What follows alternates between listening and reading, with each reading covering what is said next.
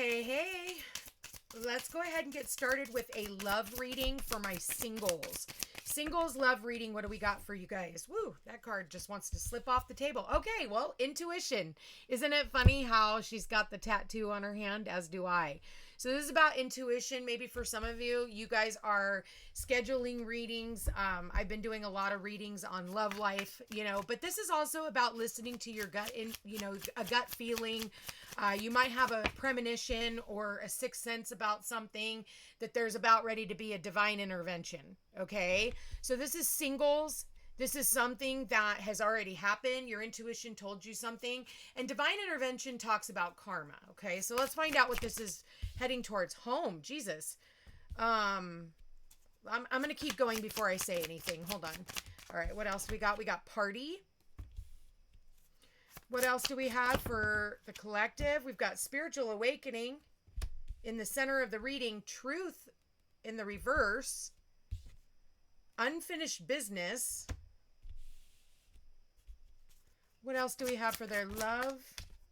Anxiety. And what else do we have here, Spirit? For my singles. Liquid courage. Bottom of the deck, mask. Ugh, Jesus. Okay. I love the fact that the spiritual awakening is what's in the center of the reading. I want to talk about that first because this is, I feel, the most important part is everything that you've been through was part of your spiritual awakening. Okay? It says enlightenment, epiphany, life lessons, and rebirth. I think for someone here, you need to look back on your patterns in relationships and where you have overlooked a person's hidden motives. Okay? You've overlooked and you ignored, you had a feeling like your intuition was telling you that there was something wrong with an individual, and it's like you ignored all of it. You ignored every bit of it. You ignored their, the fact that they're probably drug addict or an alcoholic or have some type of addiction issues, because we have liquid courage and we also have party here. And what is, in both of these cards, they're drinking, they're pouring drinks, they're drinking, they're not paying attention, they're not listening to their intuition. It's like, is this you? Is this you? Where you've been under the influence, and even if you're like under the influence of this person, it's like basically you realize that this person has never been honest with you. They were not honest from the start. They lied to you. For some of you, they could have, there's all kinds of things that could have happened. But I do feel like the two of you guys did at some point live together, and it very well could have not physically, maybe for some of you physically, burned down the house. Okay. Metaphorically speaking, it burned down the house. And for some of you, it's like you knew, maybe you had a reading done, or, you've been talking to friends or whatever, and your friends or your family, and everybody's trying to tell you like, hey, something feels off here. You need to look at it. You need to see this person for who they are. Other people's intuition was able to pick up on this scenario. But to you, it was just like, well, this is fun. It's a party. It feels good. But it didn't feel good when everything was burning down.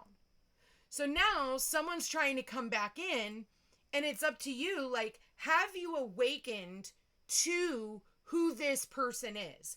Have you awakened to your own intuition of like, okay, this is my patterns in relationships, and every time this goes down, the universe comes in and wipes it all away from me and says, no, start again. Because the home is all about comfort and safety and shelter and stability and nurturing. And it's not just a house, it's a home. It needs to be a home. Because if it's not a home and there's constant fighting and arguing and bickering, and it's just like a lot of fire, not passion, but fire, this person just seems evil to me. Look at their face. It's like their face is blacked out and you have ignored it. And I don't even feel like it's just one person. It's like a pattern. And so each time the universe comes in and goes, here's your divine intervention. I'm going to take it all away. And I remember last week it was about, somebody ending up in like court issues and they needed to get a divorce. And I feel like this, with the center of the reading being the spiritual awakening, this is about an aha moment and realizing that there is something supernatural, some type of outer being, God, universe, spirit, higher self, dharma, whatever you want to call it. But there's like this path that is opening up for you. But this is still intermingling in what you got going on. And I feel you might even be enlightened around like some type of holiday. Maybe the two of you guys get together for a holiday and you come into contact with this person and then you realize like, oh, it's almost like whenever time passes, right? It's like, okay, for instance, you haven't seen your friends in a really long time. And in that amount of time, you've been working out, you've been eating healthier, you're, taking better care of yourself, mind, body, spirit. And then you come back into contact with them and they're like, wow, you look great. Have you lost weight? But if they were with you every single day, they wouldn't notice because they're always with you, right? So you're making all these gradual changes and it takes them going on vacation or it takes them, going out of town or whatever, or lifing. And then you guys see each other again. And that's when they notice. They're like, wow, holy shit, So it's the same thing. Like when we are separated from someone and there's been a lot of time passed and you've had time to heal, you've had time to kind of see things for what they are and not for the illusion. That's the illusion. The mask is the illusion of what you wanted them to look like or what you had envisioned, right? And you get together with this person again and they do all the same things that they've done. You're like, why didn't I see that before? So it's like you can't turn a blind eye anymore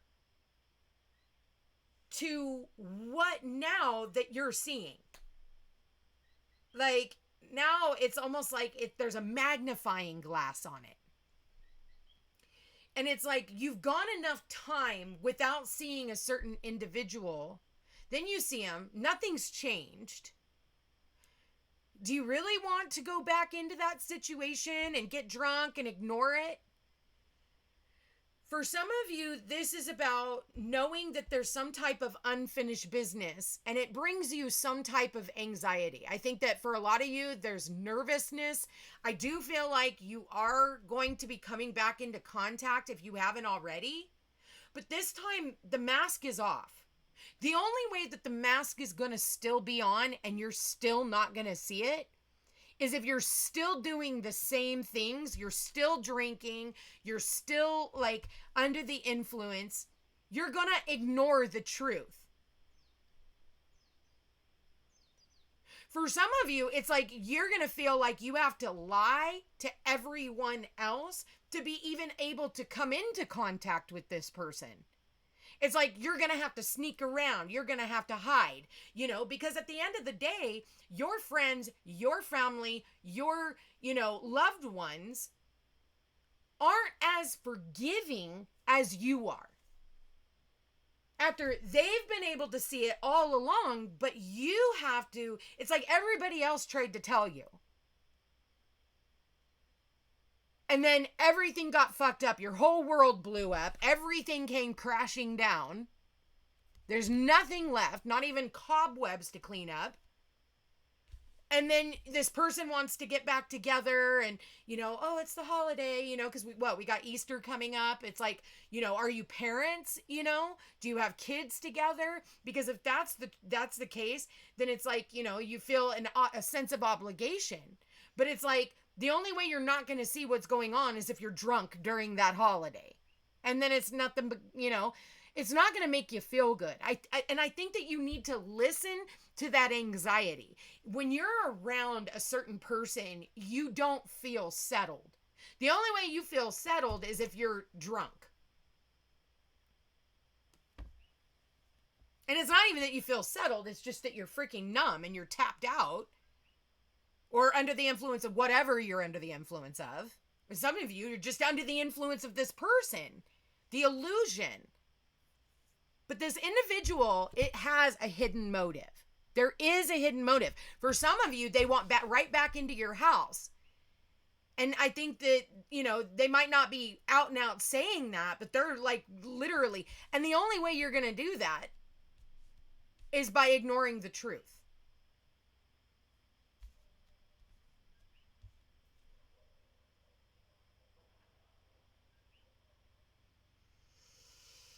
You need to pay attention to the patterns of this individual. And maybe they're always depressed. Maybe they're always angry. Maybe they're always a victim. Or is this you? Or is this the both of you and that's what you're mirroring with one another?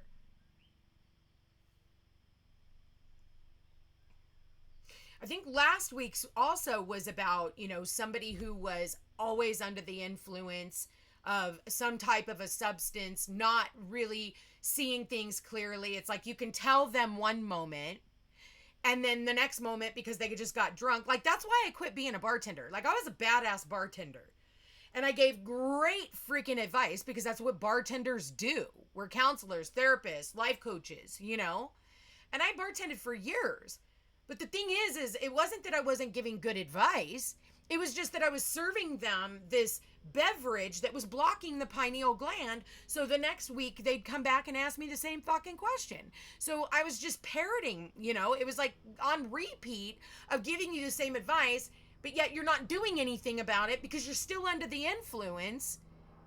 And so I'm serving you poison, and that's why you're willing to accept poison. Like, I didn't like that part of being a bartender. It was fun. It was wild. It was crazy. I had a great time. I was young. I was supporting 3 kids, as a single mom, and then down to 2, but it was like, I had to wake up out of that illusion and realize, holy shit. So now I'll serve you tea, Let's go get a coffee and sit down and do a reading.